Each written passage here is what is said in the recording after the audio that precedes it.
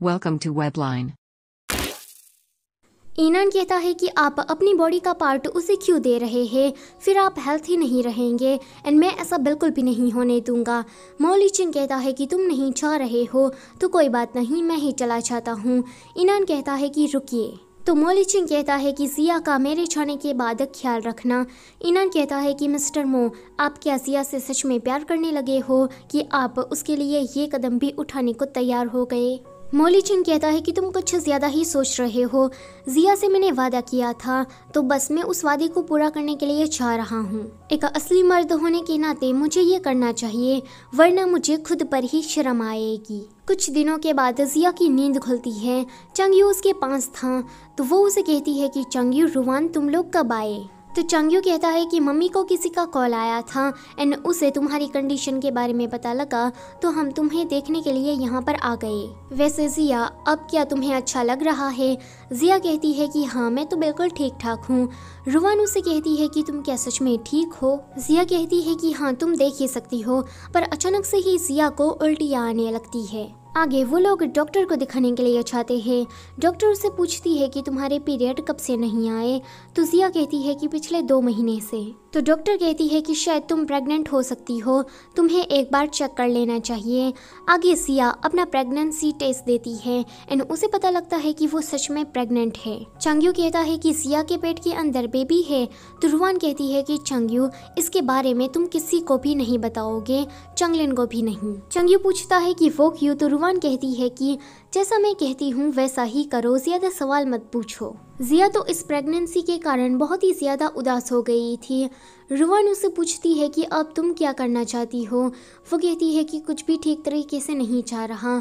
रुवान कहती है कि देखो, तुम्हें कुछ सोच समझकर फैसला लेना चाहिए। चंगयू कहता है कि जिया तुम फिक्र मत करो, चाहे वो बेबी गर्ल होगा या फिर बॉय होगा, यूयू उसका ध्यान बहुत ही ज्यादा अच्छी तरीके से रखेगा।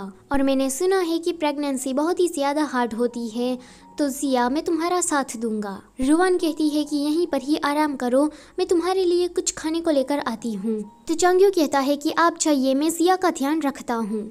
रुवान के जाने के बाद हम देखते हैं कि लिन ने उन लोगों की बातों को सुन लिया था एंड उसे पता लगता है कि ये बच्चा उसके बड़े भाई मॉली चिंग का है।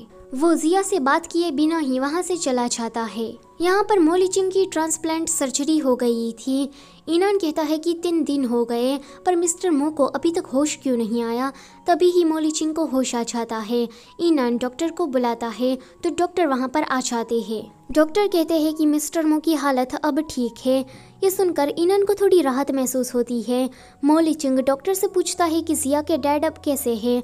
तो डॉक्टर कहते हैं कि वो तो ठीक है पर कुछ दिन दवाई लेंगे तो वो फुल्ली रिकवर हो जाएंगे। वैसे मिस्टर मो, आप क्या जिया को ये नहीं बताएंगे कि आपने उसकी डैड की मदद की? तो वो मना करता है। वो कहता है कि जिया को इसके बारे में खुद ही पता चलने दो। डॉक्टर कहते हैं कि ठीक है, जैसी आपकी मर्जी। डॉक्टर के जाने के बाद मॉली चिंग ईनान से पूछता है कि जिया कैसी है। तो ईनान कहता है कि ठीक है। मॉली चिंग कहता है कि तुम झूठ बोल रहे हो, मुझे सच सुनना है। तो ईनान कहता है कि मुझे नहीं पता है कि वो कैसी है, आप जब से हॉस्पिटलाइज हुए हैं तब से मैं आपके साथ ही हूँ। मॉली चिंग कहता है कि मुझे जिया को देखने के लिए जाना है। वो जा रहा था तभी ही वहाँ पर सुजैन आ जाती है। सुजैन वहाँ आती है एंड उसे एक चाटा लगा देती है। तो मॉली चिंग कहता है कि तुम क्या पागल हो गई हो?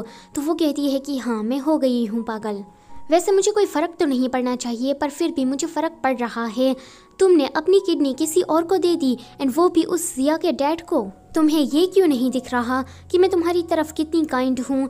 वो उसे दूसरा चाटा मारने के लिए जाने वाली थी पर मॉली चिंग उसका हाथ पकड़कर उसे कहता है कि अगर तुम्हें पागल होना है तो किसी दूसरी जगह पर जाकर हो, यहाँ मेरे सामने तुम्हें पागल होने की कोई भी जरूरत नहीं है। सो गाइस, इसी के साथ ये चैप्टर यहीं पर ही खत्म होता है। वैसे मुझे एक बात समझ में नहीं आई, पहले तो लीवर की बात हो रही थी, अब अचानक से किडनी कहाँ से आ गई? लगता है कि उन लोगों ने ट्रांसलेशन में गड़बड़ कर दी है, पर आप लोग ये समझ लीजिए कि ये एक ट्रांसप्लांट सर्जरी है।